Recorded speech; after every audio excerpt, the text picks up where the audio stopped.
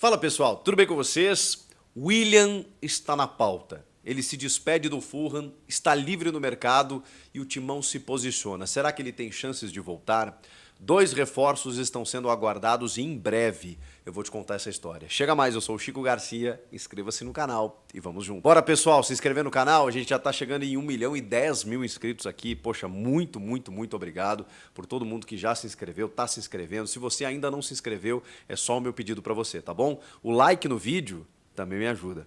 Bora falar do Timão, porque o Willian Borges, aquele que esteve aqui no Corinthians recentemente, ficou uma temporada ou quase isso, marcou apenas um gol e foi muito distante daquilo que o torcedor imaginava naquela volta ao clube anunciada pelo ex-presidente do Willian, Monteiro Alves, no aniversário do clube, no dia 1º de setembro. Eu lembro muito bem disso, naquele momento em que o clube estava contratando vários reforços e tal, e o Willian foi um presente para a torcida. Ele volta do futebol inglês ainda com chances de performar num modelo de negócio interessante, né? Ele abre mão de muitos valores pela relação que ele tem com o Corinthians, mas tudo aquilo que se gerou de expectativa na sua chegada também foi na mesma proporção em termos de frustração quando ele sai, porque ele não consegue performar. Ele sofreu alguns problemas extra-campo aí, de algumas ameaças à família, e eu na época me manifestei que não vou julgar quem se sente desconfortável com isso, porque a gente sabe que, infelizmente, normalizamos isso no futebol, que o jogador ele tem que conviver com a pressão, ele tem que conviver com esse tipo de coisa, que o inbox, né, da rede social, você recebe muita coisa. Se a gente, como jornalista, recebe, eu recebo, como muitos dos meus colegas recebem. Vocês imaginem um jogador de futebol que, né, o cara não tem tranquilidade para ir num restaurante, para sair na rua. E muita gente pensa que, porque esses caras ganham um dinheiro que está muito acima ou distante de qualquer realidade brasileira, de qualquer proporção que a gente possa entender como real ou palpável, que isso esteja na conta do cara, né? Que ele possa passar por isso. E assim, gente, de verdade, eu que sou pai, muitos de vocês são, vocês que não são, tudo bem, mas eu que hoje sou pai, a gente tem uma outra... dá um outro sentido para a vida. E quando entra a ameaça, eu não julgo, entendeu? Porque eu não sei o que eu faria no lugar dele. Mas é fato que houve a frustração, porque ele não conseguiu lidar com isso, e isso é um fato, ele não conseguiu lidar com isso, e aproveitou uma oportunidade para retornar ao futebol inglês. Mais precisamente para o Fulham, onde ele ficou 2 temporadas e agora se despediu. O Fulham encerrou o vínculo com ele, ele também, enfim, resolveu decidir encerrar o seu vínculo, tem 36 anos e está analisando propostas, né? Tem interesse dos Estados Unidos, algumas outras questões, né, mundo afora por aí. Claro que o futebol brasileiro se coloca como um postulante aí a repatriar o Willian, que teve essa temporada aí um pouco frustrante aqui no futebol brasileiro pelo Corinthians, mas ainda um jogador de seleção, de muita regularidade na Europa e que ainda poderia dar um caldo, né, que a gente imagina que ele pudesse performar ainda por um tempo. Bom, vamos lá. O Samir Carvalho, repórter do UOL, do Café do Setorista aqui no YouTube, ele falou com o pai do Willian, o seu Severino, e ele até trouxe a informação de que o Willian aceitaria voltar, isso na palavra do seu Severino, dependendo da aprovação da torcida. Dependendo de... É curioso isso, né? Porque o seu Severino ele é uma figura que ele conversa muito com a imprensa, né? Então eu não me surpreendo com essa declaração dele, dizendo que se tivesse uma enquete assim meio que favorável, eles cogitariam. E aí eu vou trazer para vocês, até complementando isso, né? Trouxe a informação do Samir e complementando aquilo que eu tenho para dizer para vocês que a família do Willian ela não cogita voltar para o Brasil. A família do Willian não cogita voltar para o Corinthians. E o Corinthians também não cogita o retorno do Willian. Então, é claro que o pai do Willian é um entusiasta. Sempre foi, inclusive naquela época, do Willian jogar pelo Corinthians. E ele conseguiu. Ele conseguiu. Por que eu digo que ele conseguiu? Porque ele foi o maior incentivador, por ser um torcedor verdadeiramente do Corinthians, por realizar o sonho de ver o filho jogando no Corinthians lá nas categorias de base e retornando já consagrado, um jogador de Copa do Mundo, de seleção brasileira e de grande destaque na Europa. E voltando ainda no auge para poder performar no Corinthians. Mas isso não aconteceu. Mas o seu Severino, pai do William, é o grande entusiasta do William no Corinthians. Isso não é visto da mesma forma pelo próprio William e pela família do William. Isso são informações de bastidores que eu trago para vocês.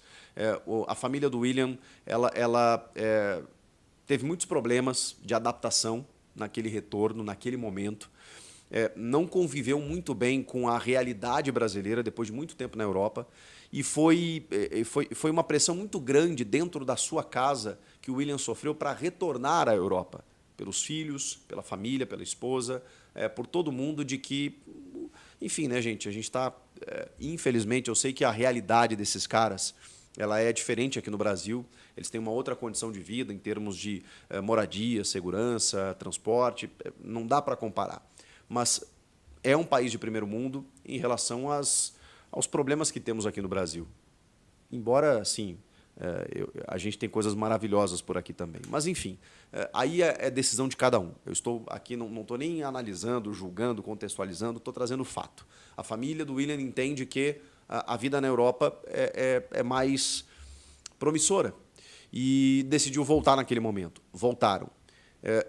Depois do que aconteceu aqui, William e toda a sua família, eles ficaram muito chateados com o episódio e isso colocou meio que uma pedra no assunto. Não há a menor vontade do William voltar para o Corinthians e, digo mais, para o futebol brasileiro. Daqui a pouco, sei lá, o Flamengo resolve despejar um caminhão de dinheiro. Tô dando um exemplo bem hiperbólico aqui, né? Bem exagerado para dizer para vocês de uma situação extrema. O Flamengo resolve despejar um caminhão de dinheiro para o William e a família dele entende que, beleza, vamos lá, vamos fazer um último contrato e jogar no Brasil. Pode acontecer. No futebol, gente, eu já vi de tudo acontecer. Mas não é a tendência. Não é a tendência. A tendência é ele aceitar uma proposta dos Estados Unidos, da Arábia Saudita, do Catar, de onde quer que seja, menos do Brasil. Pode ser que o William volte ao Brasil e digo mais, talvez ele não volte nem depois que aposente.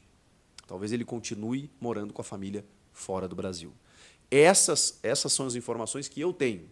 Mas eu, obviamente, aproveito essa informação dele estar livre no mercado, de ser cogitado, do pai do William ter conversado com alguns jornalistas, especialmente com o Samir, e ter dito, olha, a gente até cogita e tal, que pelo que eu sei, é um entusiasmo muito mais do seu Severino do que do próprio William, mas eu pergunto para você se você gostaria de ter o William aqui em mais uma oportunidade.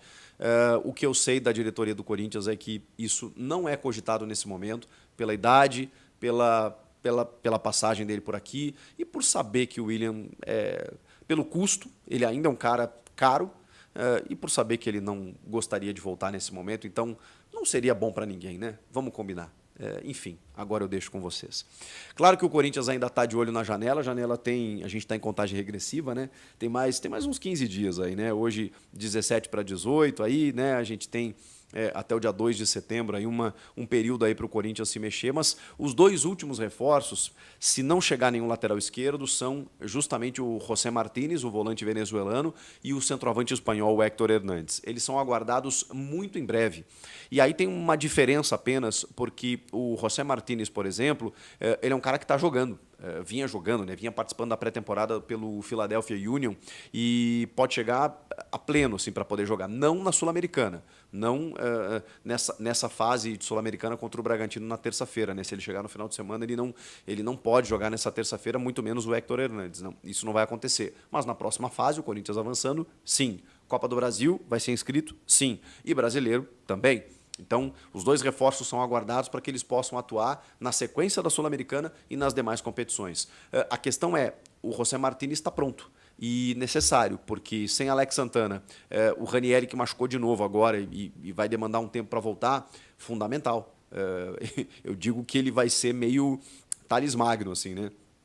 Chegou no aeroporto, vestiu a camisa do Corinthians, já pega o metrô aqui, última estação, Itaquera, já desce lá na Neoquímica lá e vai jogar o jogo que estiver rolando lá. Vai ser mais ou menos assim, pela necessidade do nosso calendário do futebol brasileiro. O José Martínez e muita gente criticou, né? Poxa, mais um volante, vai abrir uma fábrica de caminhão. Cara, o Corinthians perdeu muitos volantes nos últimos tempos e os que contratou ainda perdeu machucados, e aí tem só os meninos da base, né? Então é importante chegar mais um cara de experiência e que, cara, eu andei olhando alguns vídeos do José Martínez, deu uma empolgadinha, assim, né? Mas vamos ter que ver aqui no futebol brasileiro, tomara que ele corresponda.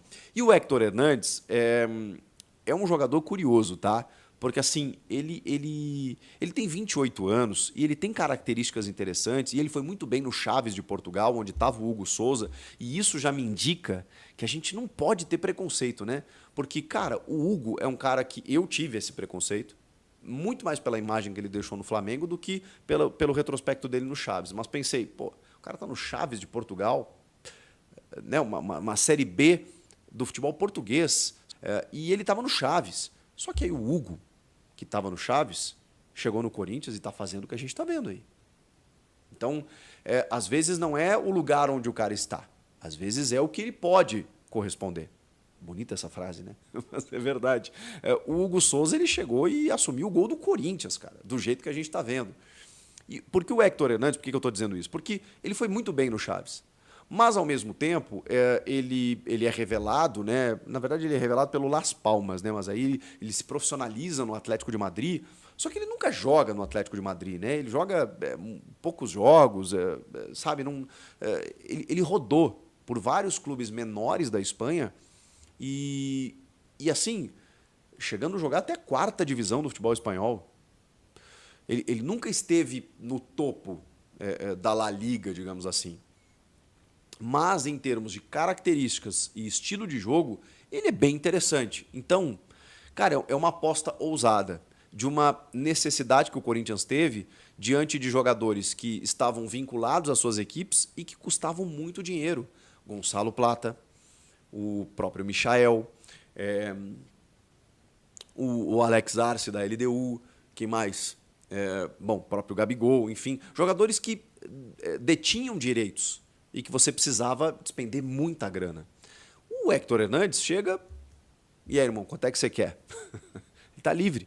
E aí? O que vocês acham de tudo isso? Comentem aqui. Inscreva-se no canal, hein? Eu volto na próxima. Tchau.